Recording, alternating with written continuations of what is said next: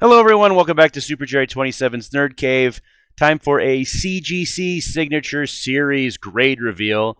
But first, let's get the shirt out of the way. Vault of Horror from Fright Rags. Great shirt, but if you have to order a size up. When I first bought it, I bought an extra large, but it's 2X because I'm a man. But we're talking about Hush today. Obviously, one of my favorite Batman storylines ever. I am taking this puppy, along with two other items, to be signed by Jim Lee a week from this filming, actually. And I can't wait because I met the man a long time ago at Flying Colors when X-Men #1 came out with the 4 connecting covers.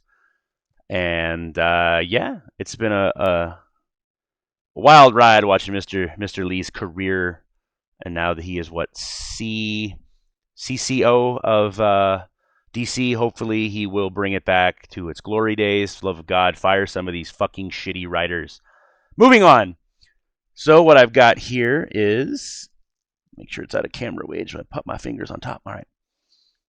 My Batman 608, right? Yeah, 608, second printing with this iconic Batman on gargoyle cover. Second printing. I actually only have 2 copies of this, which is kind of sad. This one and then a raw one.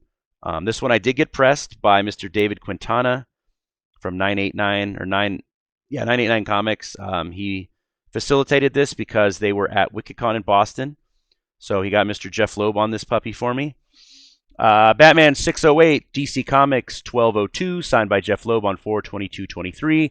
Catwoman, Killer Croc, and Poison Ivy appearance, Jeph Loeb story. Jim Lee and Scott Williams art, Jim Lee cover. We got Mr. Tom Brady on the back, Love and Milk. But let's do a drum roll with this grade reveal. I will say that I've looked these up on eBay. 9.8, like what I'm holding right now, if it's a 9.8, is going for like $1,000 on eBay. The 0.2 drops really lessen the value of this, which is somewhat sad. I mean, this is a beautiful book. It's for my collection, and I will crack it regardless of what grade it is when Jim Lee does another CGC signing and the back roof is fixed, because this is huge. Jim Lee on Batman was so big to me when he did that black and white cover way back in the 90s. It was unimaginable to me that Jim Lee is working on Batman. And then Jim Lee gave us 12 stellar issues of Hush with Jeph Loeb pumping out some great words. But let's do a drum roll, please. Oh my God, a 9.8. Hot shit diggity damn. 9.8. Sorry, I'm thrilled. This is a $1,000 book now. Holy fuck. Probably going to throw it in my safe. Just going to lay it there. Hope for the best. Did get pressed, but I've had this since 2002. I got this from my local comic book store where I live. And I'm thrilled with the press. It looks like it's very solid, and hopefully when I send it in, it'll get a 9.8 again.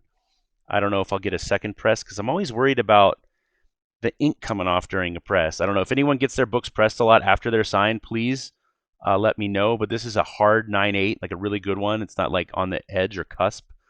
So let me know what you think in the comments, and let me know if you've had something pressed with a signature on it with that weird fucking paint type ink. And then what signings are you going to do? I'm going to have to stop because of the roof now, which sucks. I want to do Liefeld really bad. Even though I met him on several occasions, I wanted to send in his Prophet cover and his Brigade cover, but it's not going to happen. He'll do another one. I'm not that concerned. He is a young pup. And then I'm definitely doing the J. Scott Campbell one in October. They announced Brett Breeding and Dan Jurgens. Can't do that. And then they announced Randy Emberline, Mark Bagley, and Brian Michael Bendis, and I can't do that. I'm not depressed because all those guys are still pretty young, but I've never met Brian Michael Bendis, and I don't have a signature from Brian Michael Bendis. That's starting to twerk me out because I really loved his Marvel stuff. Wasn't a fan of his DC stuff, but I liked a lot of his Marvel books. So let me know in the comments anything you want. I'm a bored human being who has no one to talk to. So talk to you later. Bye.